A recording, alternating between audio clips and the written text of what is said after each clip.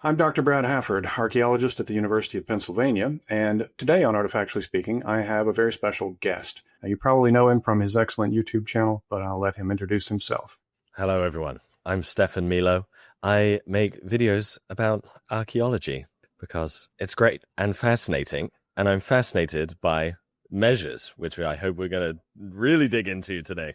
Indeed. That's the main thing. I wanted to try to pick your brain because you've worked in so many of these early periods, and I'm moving earlier and earlier in time. And I've got these big questions. They get bigger as I go farther back. I'm really interested in trade, and we've talked a bit about counting and accounting. But what are they counting? We talked about that too, but we're going to go more deeply into it.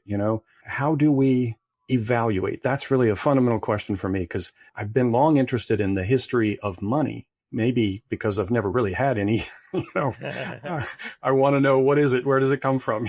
What is this mythical thing that people talk about? Yeah, everybody seems to have some or want it, and how to, so most people ask, how do I get more? But I want to know these odd questions, where did it begin? And I don't know that we can really answer that, but those kind of questions are really compelling, I think, because we just keep looking for how could we try to answer that question. Yeah, that money question, right, has led me to measurement because that's how we evaluate. Money is an attempt to put numbers to quantify our want or need.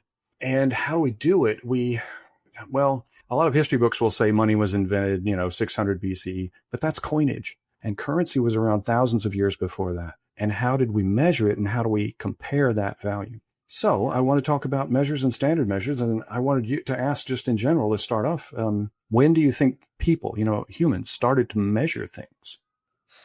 Wow.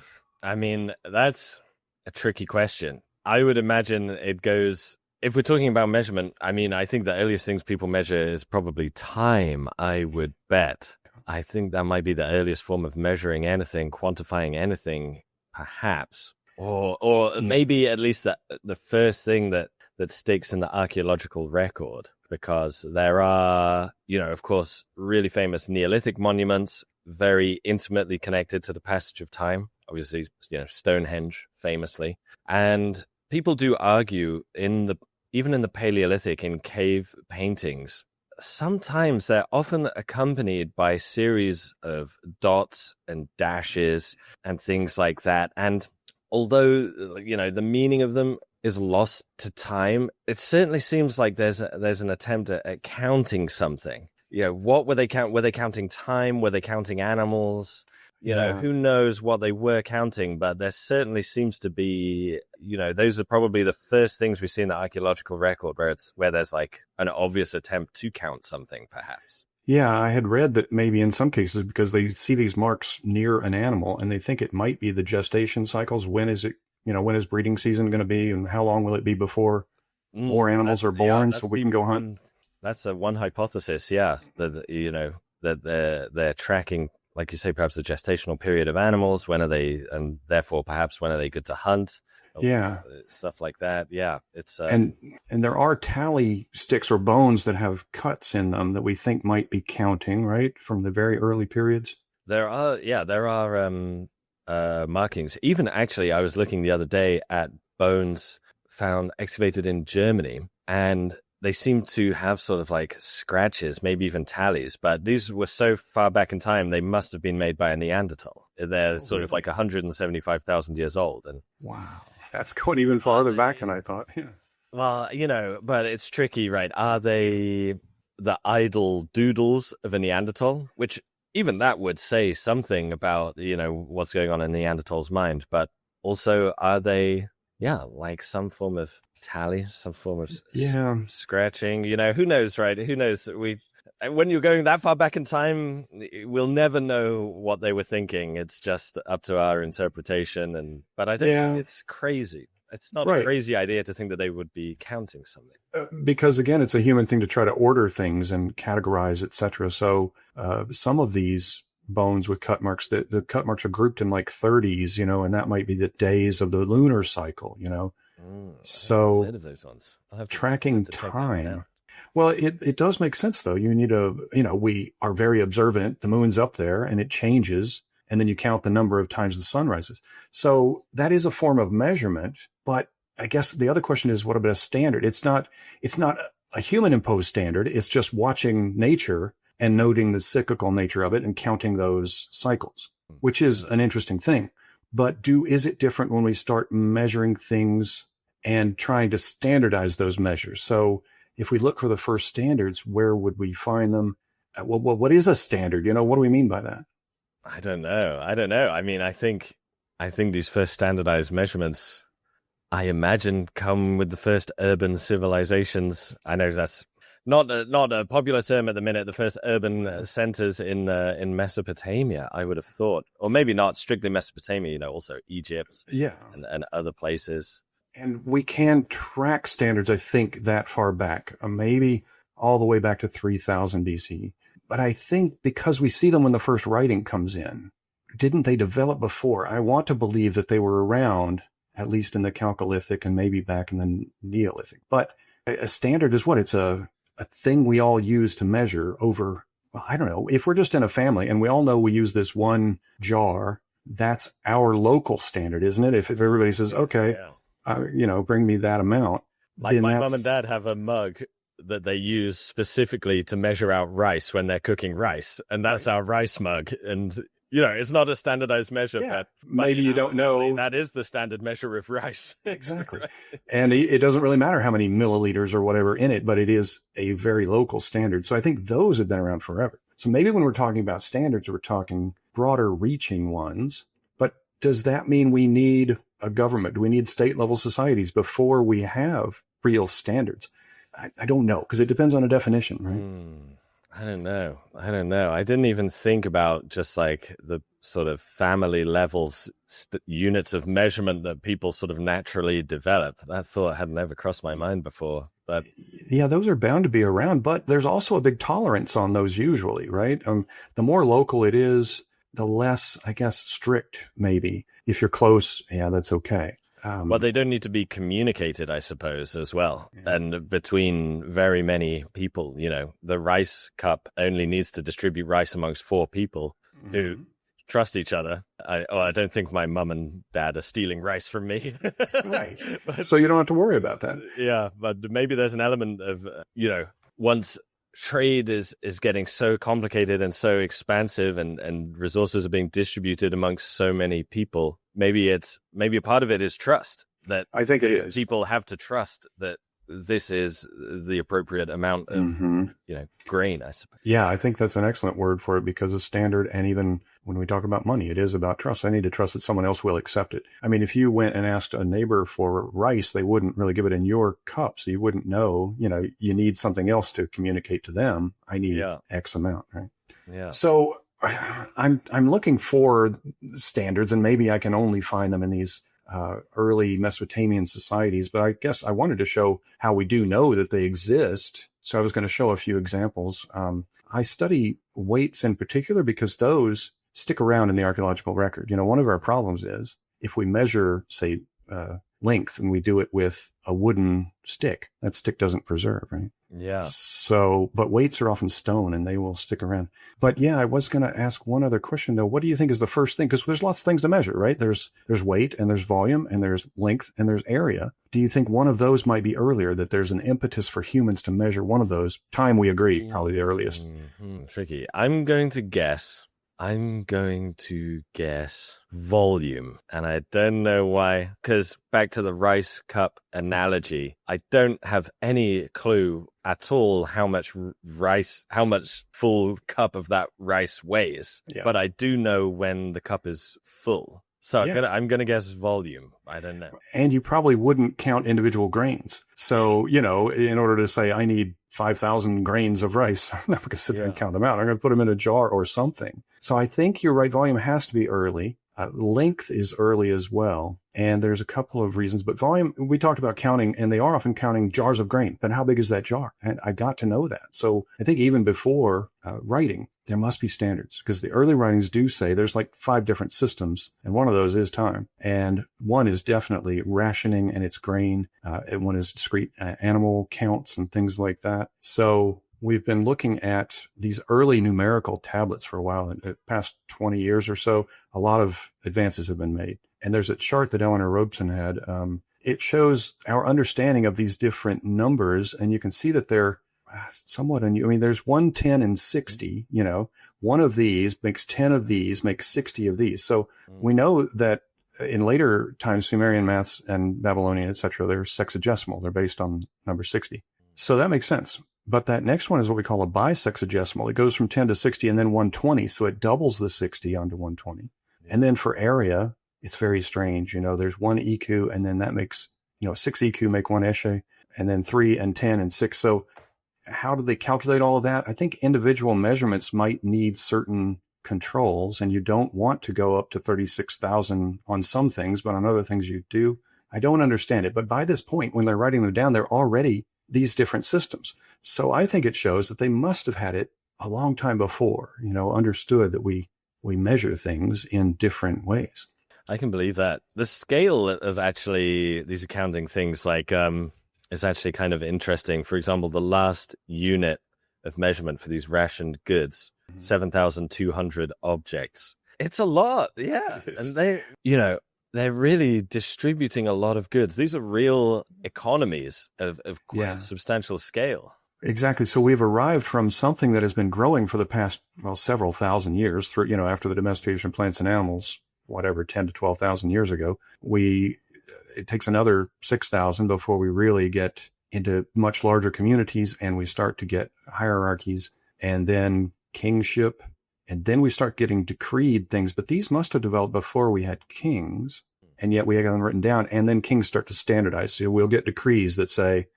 It seems to me you were saying there that each sort of city-state in a way is probably coming up with its own sort of system, I imagine. Possibly.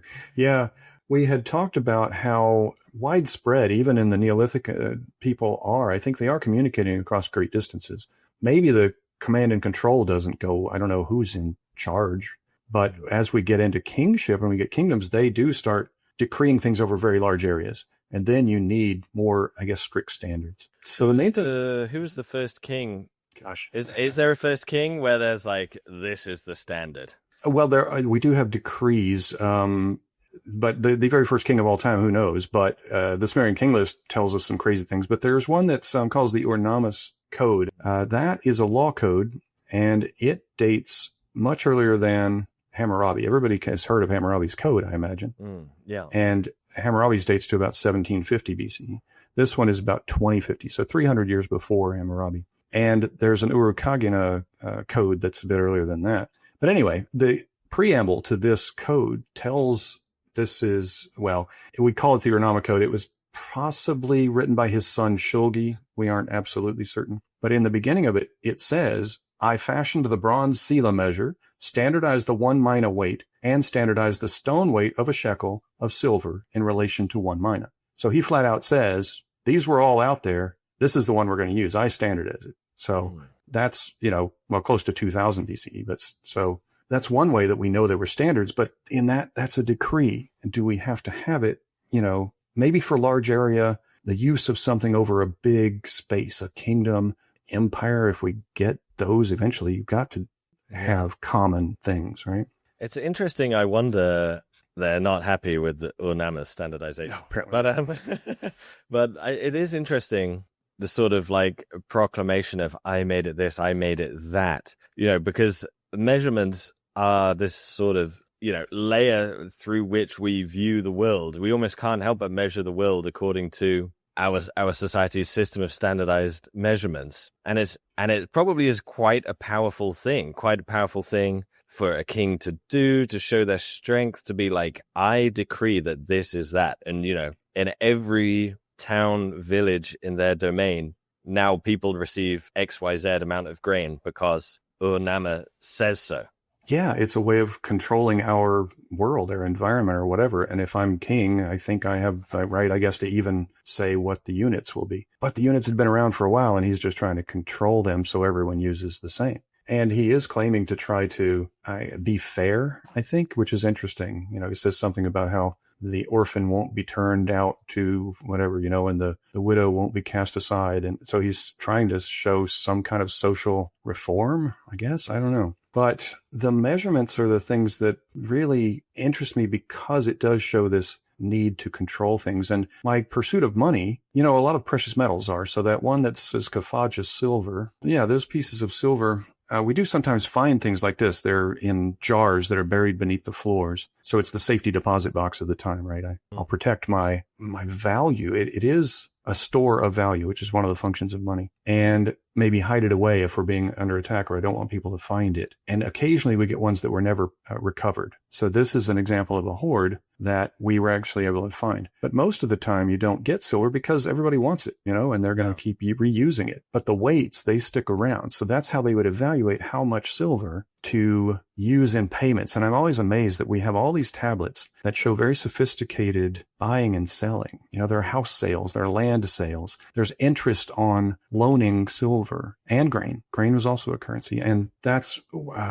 again, quite fascinating to me. So let's look at a few of the weights, because these I've studied a lot. Those ducks, they see that circle of, Nippur duck weights? This is one of the main forms in Mesopotamia, a duck weight, which may be a goose. It's got a very long neck and it lays its head back on its back, right? It turns around. And that's a pretty standard form in southern Mesopotamia. And you can see there's a wide variety of sizes. But the most common is the sort of ovoid weight, and that's those. But still, 80% of these weights are 10 shekels or less, and that's 80 grams or so. These are quite small weights. Mm-hmm. Yeah, and they can get very, very small.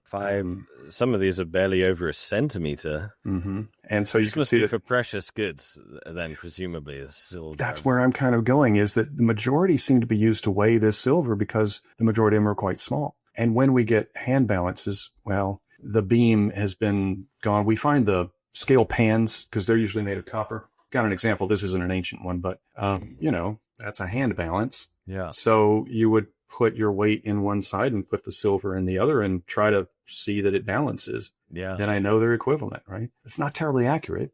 This one's already wonky. You can see that it isn't level when I have it. You're fixing the silver trade, clearly. Exactly.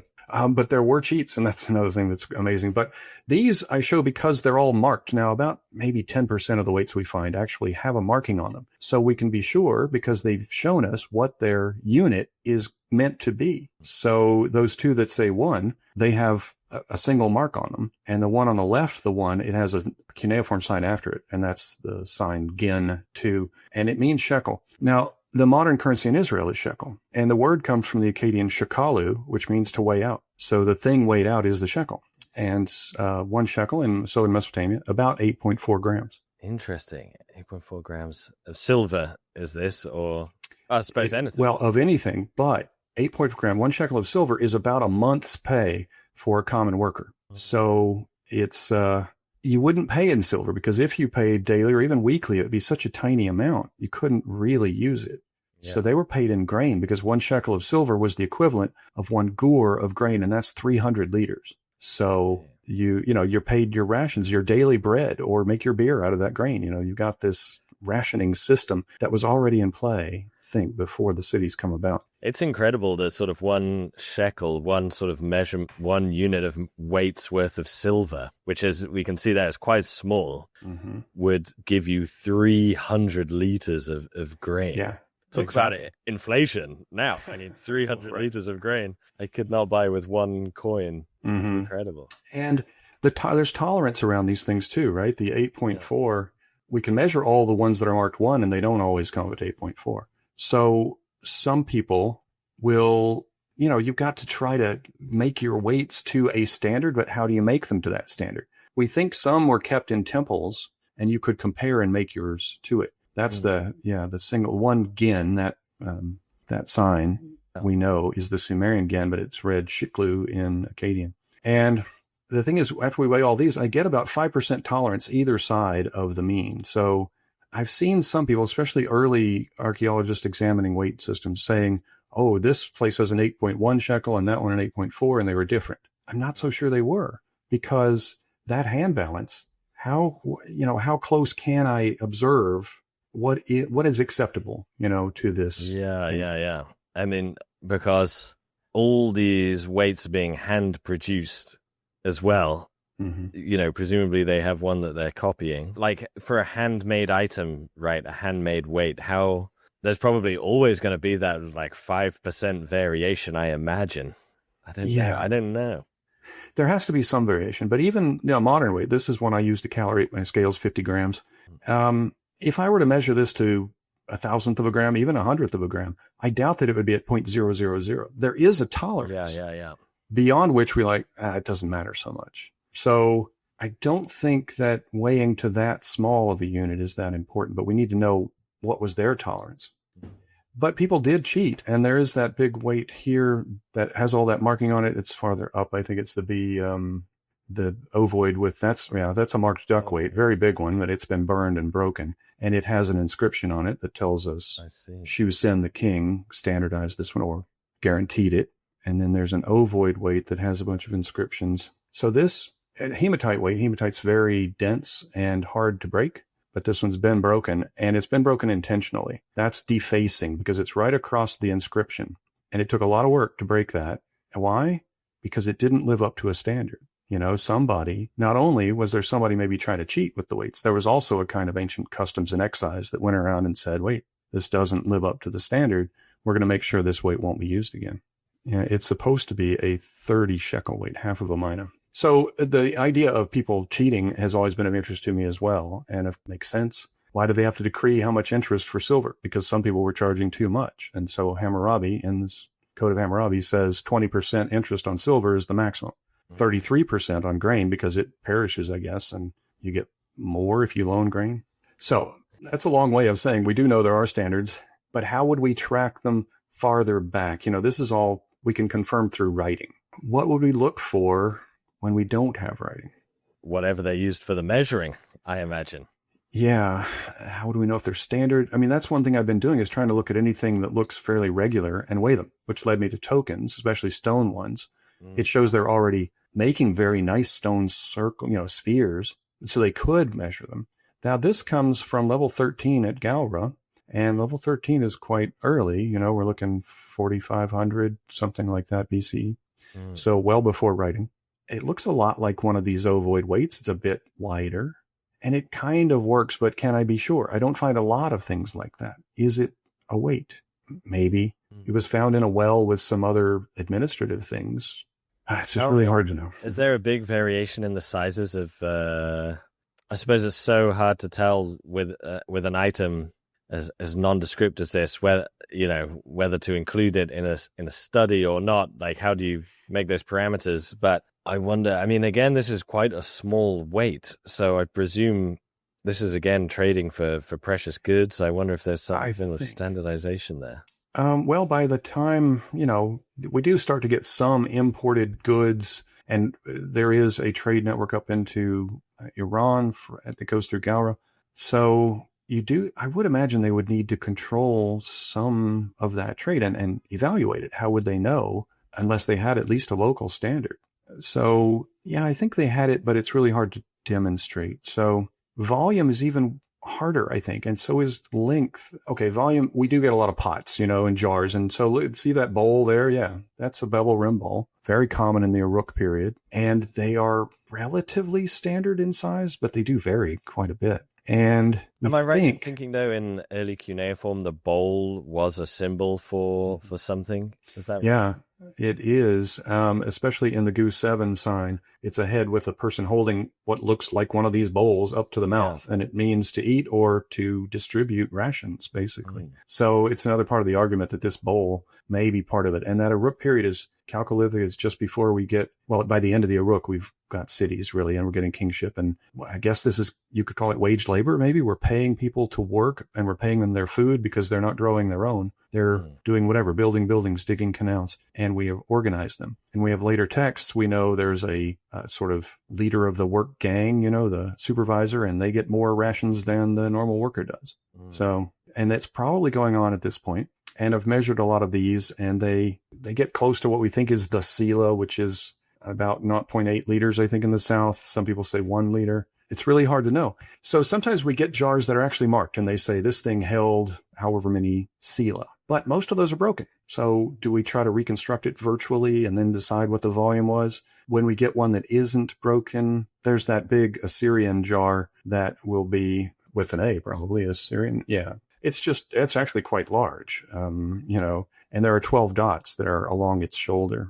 And I wanted to know if that meant it held 12 units. And, well, maybe if they're double units. The whole thing holds 21 liters, and that would be about 1.7 or so per dot.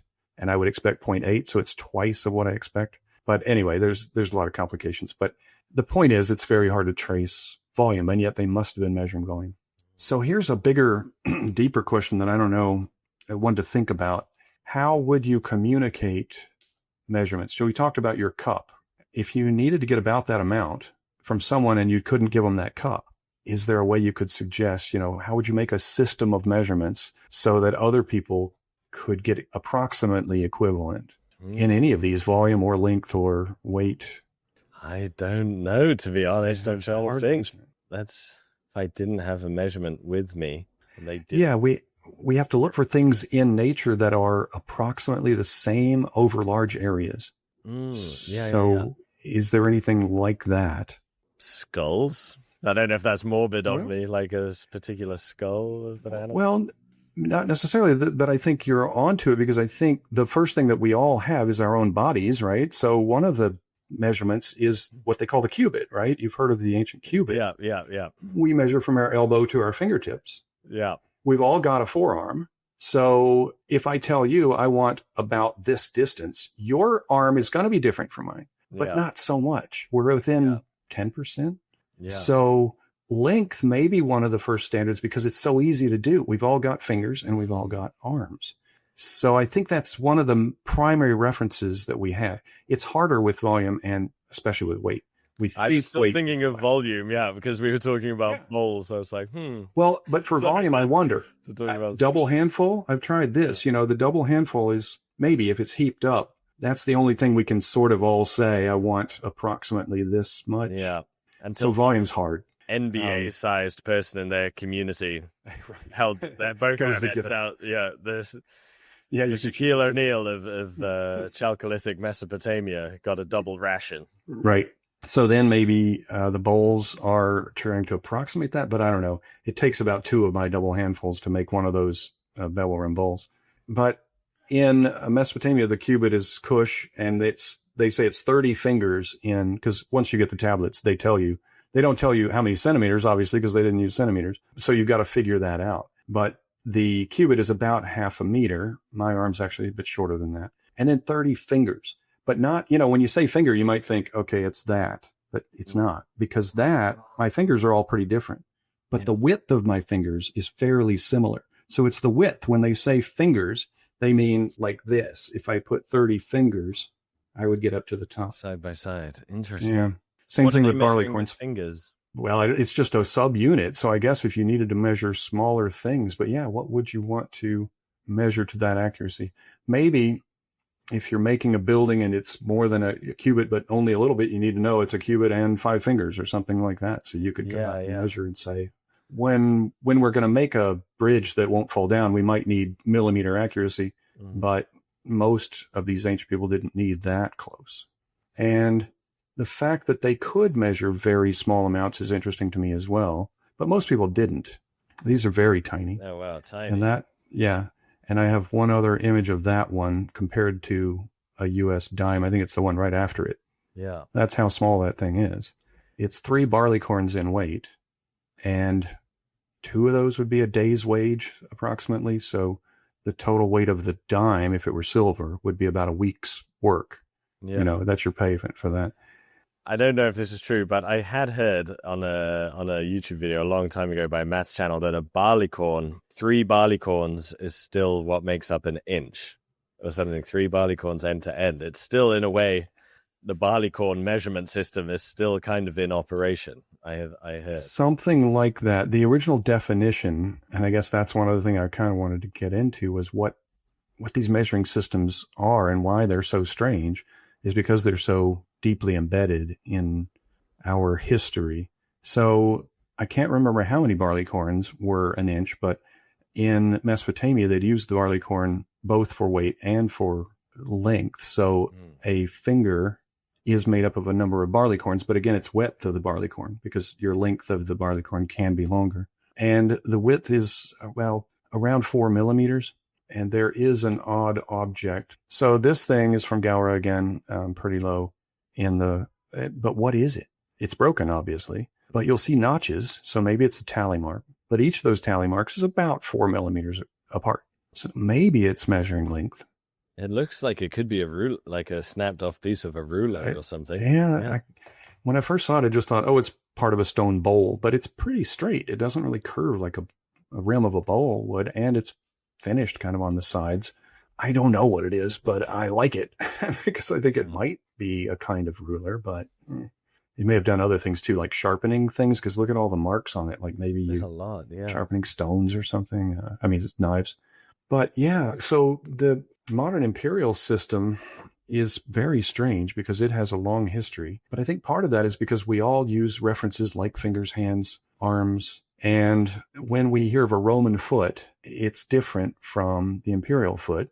And yet the name has carried through. We still say foot. Same thing with the shekel. There is a southern Mesopotamian shekel that's about 8.4, but there's a northern Mesopotamian shekel that's about 9.4 grams. Still called a shekel. They write it the same way. So maybe the name of the unit is carrying, we measure those in shekels. But some other group is basing it on a different grain, maybe.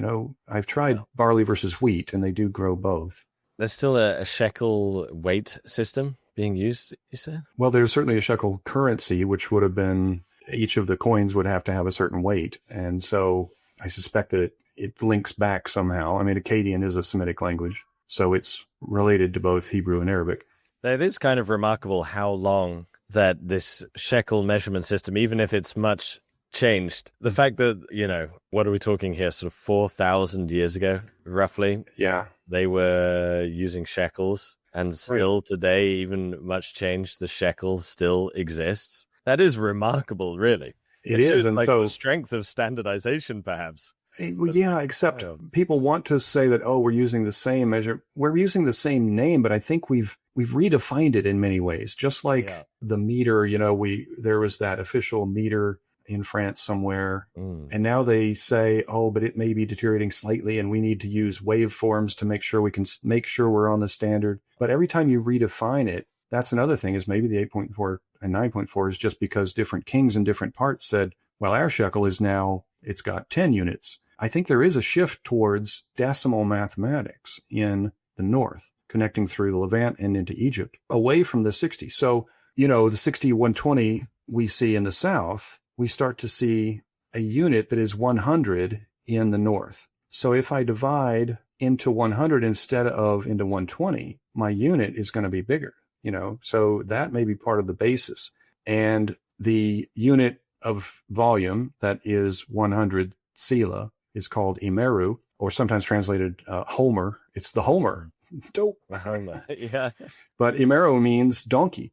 So this was kind of the original ass load, I guess, a loaded donkey, carries this much. I've come for my ass load of grain, please. So names continue, but I don't know that the unit itself is the same just because it's called the same. I know it's much changed, but it's just interesting that even a name can still be in use for sort of 4,000 years, and it's still in the same, it's a unit of genre. It's still a unit of measurement. Yeah, whether it's currency or weight, it's still, that's pretty remarkable. Yeah, and again, that connects us with the ancient past, because we often wonder, why does America hang on to the, sort of imperial system?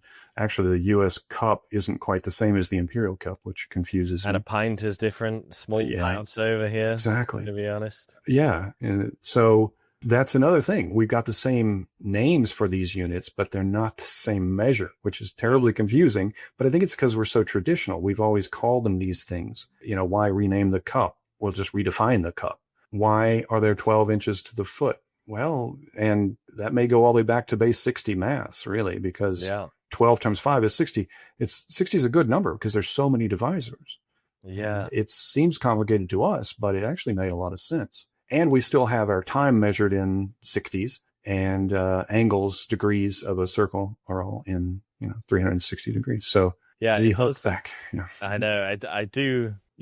I'm a child of the metric system in many ways, and switching to like a base 60 does hurt my brain. But you can imagine when, these people are doing maths without calculators, right? As you say, 60 is so divisible in so many ways It probably saved so many arguments back in the day. It's so quick to divide between 2, 3, 4, 5. Yeah, but it can get pretty confusing. And the metric system has just this sort of symmetry that works so well. I love it. But it took kind of a mass movement to try to push it, and eventually get people to mostly accept it around the world. There are holdouts. The thing that I mean, I don't want to derail this conversation, but the thing that I always find hard when I'm not dealing in metric, when I'm dealing with like inches or whatever, is when they get smaller than that. And you start dealing with like 3/16. Right. And it's like, I don't want to deal in fractions. We need a unit smaller than an inch. I agree. Like, I hate these fractions all the time. Yeah, it's so much easier. Visualize what's bigger. Right, to jump to centimeters or millimeters, that makes sense. But when you go into, you're right, tools that need a 3/16 inch or whatever, like, oh my. Yeah, I find it hard to, And yet we stick with them because I think measurements are quite conservative, and we learn them. I'm going to stick with it because I learned it, and I'm going to teach it to my kids or whatever. And somebody has to break that cycle and say, no, this makes more logical sense, and then convince a bunch of other people to go to that system, and it takes time. Yeah. It's hard to convince people to change when, so much would have to change, right, and throughout all of society to standardize it a different way. We need Urnama to come in and just decree. Exactly. We need a measurement smaller than an inch. That is fascinating. Can I ask one last thing? What is this Shulgi weight? Well, I put this in because some weights do have longer inscriptions, and they tell us maybe a bit more, but usually, and this is a good example of it, it just says, I'm Shulgi and I'm really great. Basically, it does say, but it starts out with the god's name, for Nana, the moon god, so that's why the crescent moon is up there. I, King Shulgi, mighty man, king of the four quarters, king of Ur, guaranteed this weight of, was it 5 mina weight? I don't think that one is a 5. I think it may be a 5 mina weight. It's really hard to see. It would be down in here somewhere. Grams, but. Oh, yeah. Well, see, that's about half of a mina. A mina is right about half a kilo. So it's about a pound. And that would be half a mina. So yeah, that other weight, which looks very similar, has a long inscription on it, but that one is much later. It's Neo-Babylonian, and it's Nebuchadnezzar.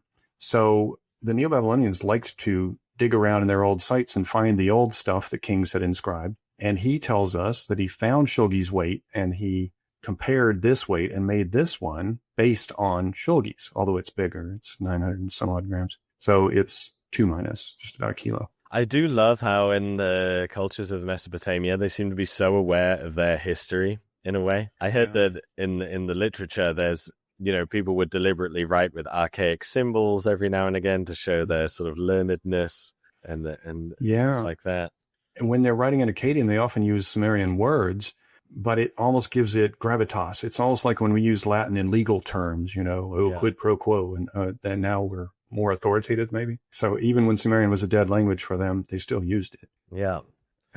But I guess the big question for me then is, do we need kings to have standards? We certainly have standards from kings. Some people suggest that's why coins came about. It was actually the government that needed a standard. So they decreed that the coins would weigh a certain amount and be a certain purity. And yet we had currency before, and we'd said that you can have a local standard with a small group.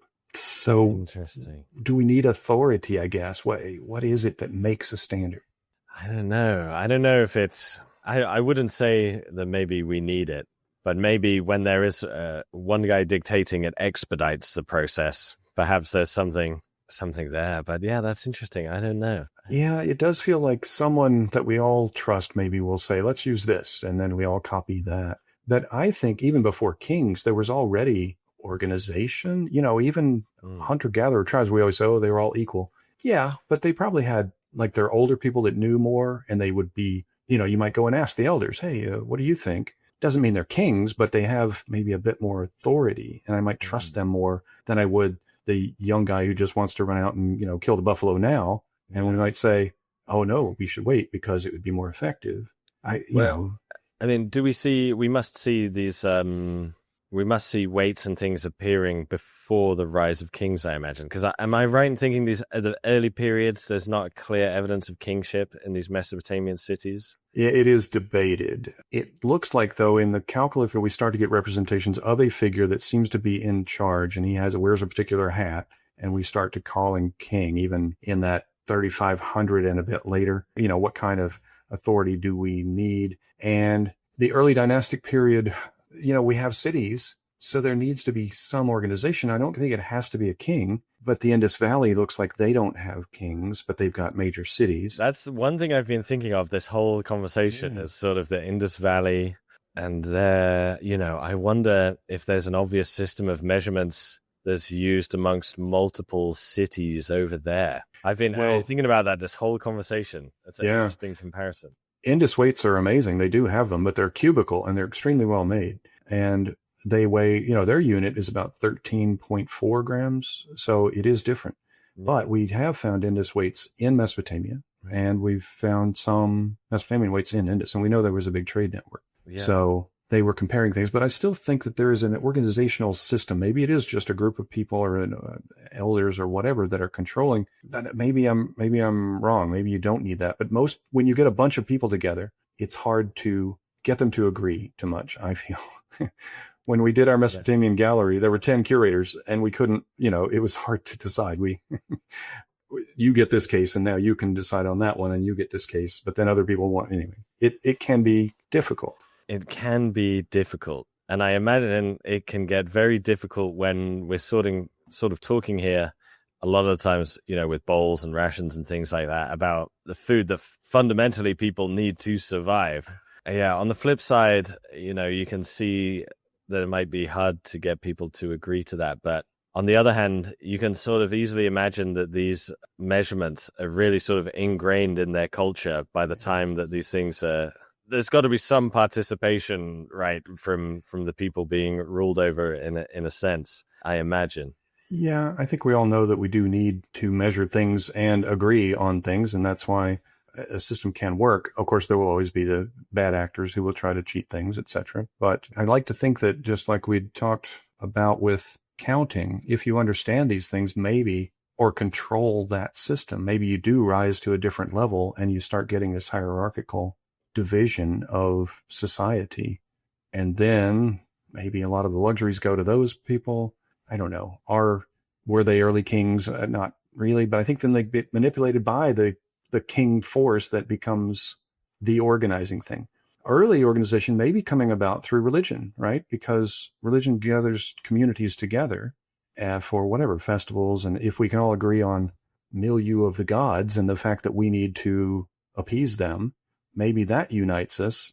And some of these people then call on divine authority and say, I heard this from the gods, we will use the cubit or something like that. I don't know. Yeah. And a lot of the early accountants seem to have temple titles. That Sangha, for instance, is the temple administrator. But that's once we get into writing. So, and I'm looking at Mesopotamia largely. It's not the only way cities can develop. So it looks like in Mesopotamia, at least, we do get a king, an authoritative one, with expansive groups that go to war, basically. Tricky. It's interesting. I don't know. I can't have, maybe I'm thinking too little of humanity, but sometimes I think that authority figure expedites the. Yeah, I'm not saying that we need authoritarianism, but we need organization and agreement, and that's hard to come to sometimes. But anyway, because sometimes you just need someone to make a decision. It's not even about ruling or morality, this or that. It's just sometimes one person just needs to make a decision, and that's that, and we all go along with it. Yep. Well, we've come a long way from, just talking about measures all the way up to, society in general and how we can connect and make our cities. But I appreciate all of your thoughts, and I think that's most of what I wanted to cover. Do you have any other questions that maybe we would go over?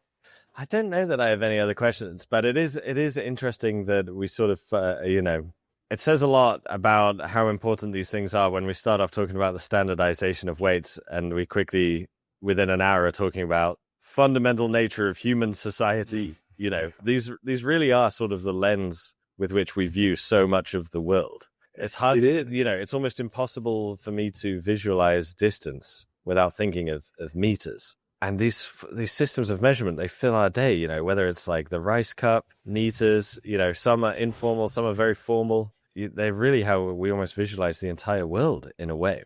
They are. And I do still sometimes, though, even though I'll think about how many meters is that, I might also think in relation to my height, how if I laid down, how far away, how many of me would fit in there. So we still sometimes relate, I think, to our physicality as well. Yeah. The way I forced myself to switch, because I was brought up with imperial measures, but I switched by saying, my hand span is about 20 centimeters, my thumb's about 5 centimeters. So I could do all of this when I'm digging. I'd be like, what's this level, without pulling out my tape measure. And then that ingrained it in my mind. I'm like, oh, okay, I know this distance in relation to me. And maybe that's how we develop. Yeah. Or even the local environment. I often think of distance in terms of like how far my childhood home was, walking to the center of my town. When I've sort of walked for about 20 minutes in my head, then in my head it's like, okay, I've covered the distance from my house to town.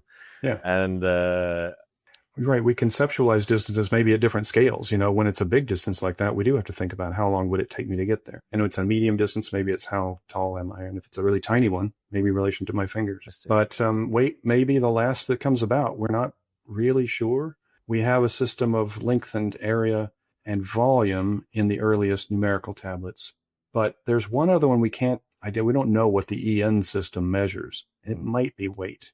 But most people say weight is the last of the standards to come about, and it comes about because of the trade in metals. And that might be true somewhere in the early dynastic period, in that third millennium rather than in the fourth. I want to believe they were doing it earlier, but maybe with only local standards. I don't really know. I wonder if it's the last because weight, you really need that sort of counterweight. You need someone to produce the other, whereas a bowl, volume and distance and things like that can be measured by things that people have all around them. Yeah, that we can refer to. A system of weights needs someone to create the weights. They're the same weight. They distribute those weights. Because I don't know the weight of my head in comparison to my body. I might know a bit about how much I weigh, but only because I might get onto a scale. So we don't have that natural reference, I think. We understand heaviness when we pick something up and go, oh, that's heavy or that's light. But what's the comparison? So that one I've often wondered about. Now, in Mesopotamia, they tell us that their weight system is based on the barley corn, and 180 barley corns make 1 shekel. 180, people have said, well, that seems weird. It's, it's 3 times 60. But I think it's because that gives you more things to average out. 1 barley corn, they're fairly standard. If I try to think of something in the world that everybody had in Mesopotamia, they all grew grain. So I could go out to my grain field and I could pull a bunch of grains off, and they're fairly similar. Did they really weigh them? There's a big debate now. People say, no, they didn't actually use barley. They just sort of equated it to that. But in the earliest period, maybe they did count them out, and then that's 1 shekel, and I'll make a stone that weighs the same as 180 grains. Yeah. And I don't have to give the stone to someone else. I can say, well, if you want to make your weights, we use 180 grains. Go out to your field, gather your grain, and make your weights, and we'll be close.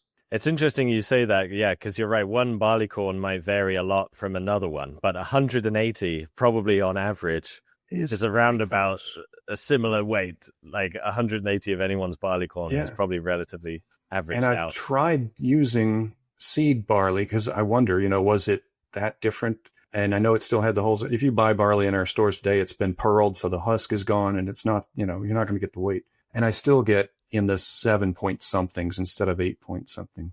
And I wonder, well, I wish I could measure exactly what grain they were using. But when we find it, we only find it if it's been burned. And then it's not going to have the mass that it's going to. So anyway. Makes me want to turn up at my local Safeway with 180 barley corns and see what goods I can get in return for it. Yeah. Like, this makes 1 shekel, and that's a month's labor. Well, if it were silver, but yes. Yeah. You'd have taken 300 liters of the grain if you want to buy things. That's true, yeah. I'd have to turn up with a whole barrel of barley corn. And even area, that's a difficult one. I mean, obviously we have our length, and length times length. If I've got a perfectly square field, I could measure it maybe, but it involves multiplication. And they often measured how much seed they would need to reseed for the next growing seed. In that area of field, how much grain would I need? So that you have to keep aside. You can't eat that during the winter period because you've got to plant it again. So it's more of that control. Whoever starts to organize the fields and distribute the grain gets this sort of preeminent position amongst the people, I think. Yes, yeah. Anyway. And you can't help but think that there were times when the yield perhaps wasn't what they wanted it to be. Sure. People are getting a little bit hungry, and the administrator of the city has to basically say, no, we will not distribute more grain to you because we need. And then what happens? Yeah, it could be that you destroy the city. I don't know, civil area like in Gower, maybe the destruction is because they didn't get enough grain or something. Yeah. But, well, thanks for talking with me about all these issues that we don't have answers to, but that's what makes them so interesting to explore, I think. So I think so. I think, these small, easily overlooked items say so much about human history. It's easy to love like a big golden crown or something like that. Of course, those things are beautiful and incredible, and I love to see them. But these little discs and clay tablets and stuff like that, they arguably say a lot more about the development of human society than I think they do. Crown. When we really explore what it means for these fundamental questions like we've gotten into, it certainly makes us think about them. We don't know exactly, but we are exploring the core of what it means to be, human even in the modern world. As we get more and more complexity, we've had to have more and more layers of administration. Now, I don't always like that. Maybe we don't need all the middlemen we have now, but that developed out of a need to try to control whatever, the systems that we use in modern life. So I think we've leaned too far into the middleman a little bit in our current time. Yeah. There's too many middlemen, I think, at the minute. But fascinating stuff. All right. Well, I think that's about it. So I'll just say thank you very much, Stefan. It's been great talking to you, and I really appreciate it. So no, I've had a great time. This has been a lot of fun.